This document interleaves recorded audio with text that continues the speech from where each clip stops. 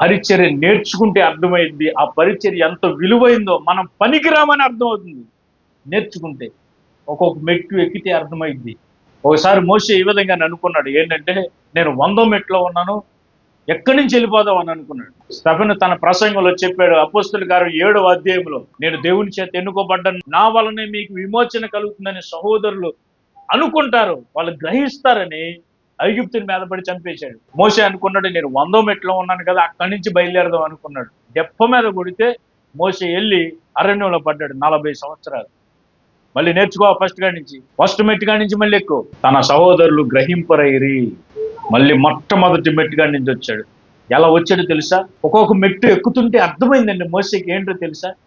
అయ్యో, ఇంత గొప్ప పరిచయం చేయడానికి నేను చాలిన వాడని కాదు కదా. దేవుడు వచ్చి, మోషే ఇప్పుడు నువ్వు రెడీ అయ్యవుతా, నేను ఫరో దగ్గరికి తీసుకెళ్తానండి. నేను నత్తివాడని ప్రభా. ఏమైంది?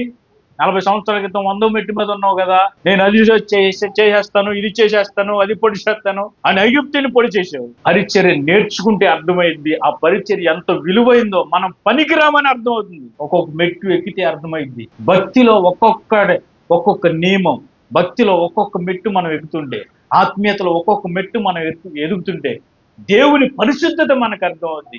అసలు కృప అనే ఆ మాటకి విలువేంటో మనకి తెలుసు. వారు వల వేశారు, చేపలు రాలేదు. అటువైపున వేయండి, వల వస్తాయి, వేశారు. బోల్డ్ అని చేపలు, విస్తారమైన చేపలు వచ్చినాయి. అప్పుడు ప్రభువును చూచి తను అమాంతంగా సముద్రంలో దూకేసి, నీటిలో దూకేసి ఏమన్నాడు తెలుసా? ప్రభు, నేను పాపిని, నీలాంటి పరిశుద్ధుడి దగ్గర ఉండటానికి నాకు అర్హత లేదు.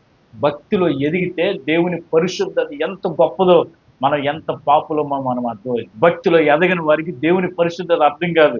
నేనే ఒక పరిశుద్ధుని అనుకుంటాను. పరిశుద్ధత అనేది దాని విలువ తెలియదండి. యెషయా ఈ విధంగా అన్నాడు తెలుసా? నేను పాపిని ప్రభువా, నేను అపవిత్రమైన పెదవులు కనబడింది ప్రభు. ఆ స్టాండర్డ్కి రావాలంటే మొట్టమొదటి నుండి మనం నేర్చుకోవాలి. మీరు ఎప్పుడైనా ఆలోచించండి, కింద మెట్టు నుంచి ఎదిగిన వాడు స్థిరంగా నిలబడు. మొదటి నుండి దీన స్థితి నుండి బయలుదేరిన వాడు, దీన స్థితి నుండి దీవించబడిన వాడు, వాడి ఆశీర్వాదం తరతరాలు నిలిచిపోద్దండి.